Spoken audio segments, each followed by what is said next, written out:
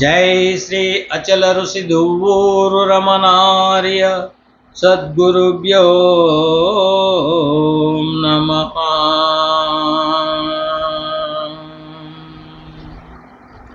శ్రీ గురుచరణ సేవార్య జేసి ఓబ్లే సార్య సద్గురు మహారాజు కో జై. శీర్షపద్యము 2 పరమాత్మ జ్ఞాన ప్రకాశం.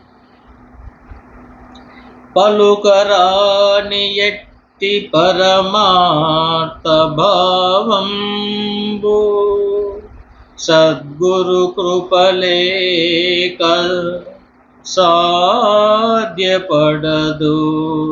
పలుకరాని ఎట్టి పరమార్థ భావంబు సద్గురు కృపలేక సాధ్యపడదు.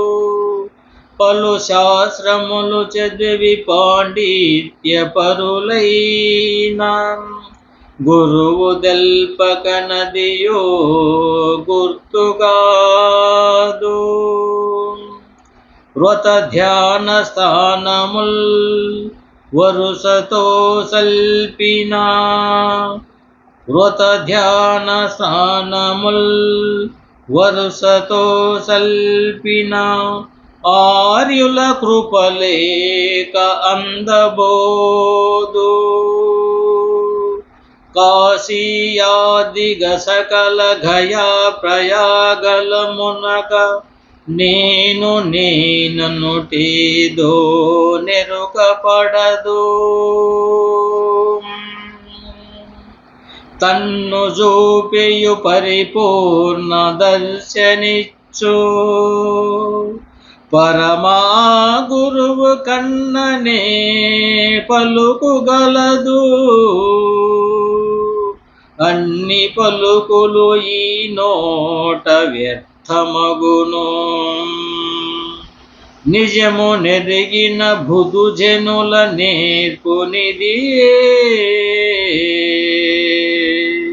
అచల ఋషి దువ్వూరు రమణార్య నెల్లూరు పురవాస సద్గురుభ్యో నమః. పలుకురానిటి ఎట్టి పరమాత్మ భావంబు సద్గురు కృపలేక సాధ్యపడదు. ఆయన తెలపంది నీవు దేని ఉచ్చరిస్తే పరమాత్మ నీకు పలుకుతాడో, పరమాత్మ నిన్ను జన్మ కర్మల నుండి విడుదల చేస్తాడో, నీ యొక్క పాపమును నీవు ఎలా పోగొట్టుకోనికి మార్గము ఇవ్వగల గురుదేవుడు కానీ ఇతరులతో సాధ్యపడేది కాదు. వ్రత ధ్యాన స్థానముల్ వరుసతో చలిపిన ఆర్యుల కృపలేక అందబోదు.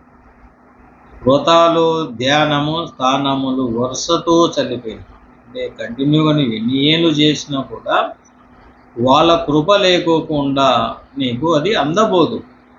ఎందుకని? వ్రతము 40 రోజులు 41 రోజు చేస్తాము. ధ్యానము మనము రోజు ఉదయకాలంలో చేస్తాం. స్థానములు వరుసతో సలిపిన స్నానం చేసి నువ్వు ధ్యానం చేసినా, ధ్యానం చేసి నువ్వు స్నానము చేసినా కూడా అది రహస్యము. పరమాత్మ అనేవాడు తెలియబడడు. ఎందుకని? ఆర్యుల కృపలేక అందబోదు. ఆ గురుదేవుడు తన గురువు దగ్గర ఎలా ఆ వాక్కును ఆ యొక్క ఉపదేశమును అందుకొని తాను పడిన పాటలు ఎలాగా పన్నాడో, శిష్యుడు కూడా అలాగే తాను పడినప్పుడు మాత్రమే ఈ యొక్క పరమాత్మ రహస్యము కానీ మనకు స్పష్టంగా తెలిసి పరిపూర్ణుడవు అయినప్పటికీ ఇక అతనికి ఎలాంటి కష్టములు లేవు, సుఖములు లేవు. కాశీయాదిగ సకల గయా ప్రయాగలు మునగా నేనుటీదో నెరుపపడు. కాశీలో పోయి మునిగిన, గయాలో పోయి మునిగిన నేను అనేటి అహంకారము, ఎరుక అనేది పోదు. ఎలా పోదు అనగా, మానవునికి బాహ్యంగా కనపడేది ప్రపంచం. ఈ ప్రపంచాన్ని నడిపించే పరమాత్మ నీ లోపల ఉన్నాడు కాబట్టి నీకు అది కనిపించదు. అందుకని దానికి దారి గురువే.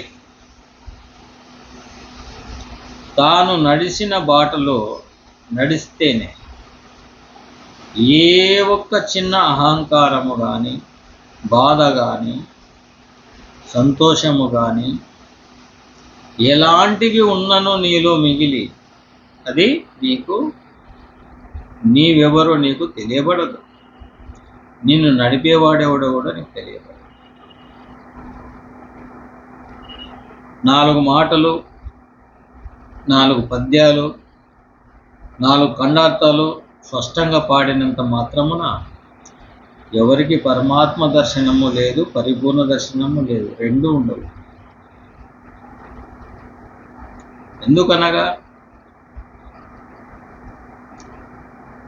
ఇది లేనెరుక, లేనిదానేనో తెలుసుకోలేనప్పుడు ఉన్నదాన్ని నువ్వు ప్రత్యక్షంగా గురు సంజ్ఞతో డమ్మీ మొబైల్ లాంటిది చూసావు. ఈ పరిపూర్ణాన్ని డమ్మీ మొబైల్ లాంటిది చూసావు.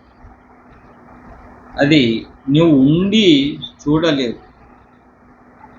గురువు ఎరిగి నీకు సూచన చేశాడే కానీ నువ్వు ఎరగలేదు. అది నువ్వు లేని స్థితి పొందినప్పుడు మాత్రమే ఎరగగలవు. అలా ఎరిగిన వాడే సూచన చేయగలడు. లేకుంటే ఆయన నాకు చెప్పాడు, నేను ఇంకో శిష్యుని చెప్పాడు, కానీ ఆయన శిష్యు చెప్పకుండా పోతుంటే వాళ్ళ పేర్లు ఎక్కడా కనపడవు. ధర్మము నిజము లేని మాటలు వెళ్ళిపోతాయి, ఎక్కడైనా కూడా నిలబడవు. తన్ను చూపియు పరిపూర్ణ దర్శనమిచ్చి, తన్ను చూపియు పరిపూర్ణ దర్శనిచ్చు పరమ ఆ గురువు కన్ననే పలుకుగలదు. తన్ను చూపాలి, పలుకు లేనటువంటి పరిపూర్ణాన్ని తెలియాలి. అన్ని పలుకులు ఈ నోట ఎత్తమగును. మనము చెప్పుకున్నవన్నీ కూడా నువ్వు పరిపూర్ణం ఎప్పుడు పొందావో అక్కడ ఈ పలుకులన్నీ కూడా నిరావరణమై, ఏ పలుకు లేనటువంటిది, ఏ పాప లేనటువంటిది, ఏ నేత్రము లేనటువంటిది స్థితి పొందాలి. అందుకు కాబట్టి నిజము నెరిగిన బుధు జనులే నేర్పు ఇది. ఎవరైతే నిజము ఈ బుద్ధి వలన ఆ బుధజనులు మనము తెలుసుకున్నామో వారే గొప్పవారు.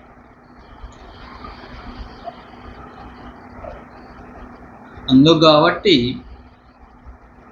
నిజము ఎదిగిన బుధజనులే నేర్పు ఇది. ఏం నేర్పుకోవాల? నేర్పు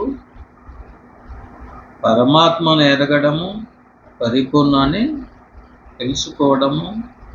నీవు పరిపూర్ణుడు ఎప్పుడైనావో ఈ ప్రపంచాన్ని జయించినటువంటి వాడు. ముందు మనము ఎరుకను జయించినప్పుడే ప్రకృతిని, పరమాత్మను ఈ రెండు విడదీసి ముందు దీన్ని ద్వంద్వాన్ని విడదీసినప్పుడే నువ్వు పరిపూర్ణం జోలికి పోగలవు, కానీ లేకుంటే పోలేవు అని మనకు స్పష్టముగా తెలియబడుతుంది. జై సద్గురు మహారాజుకు జై.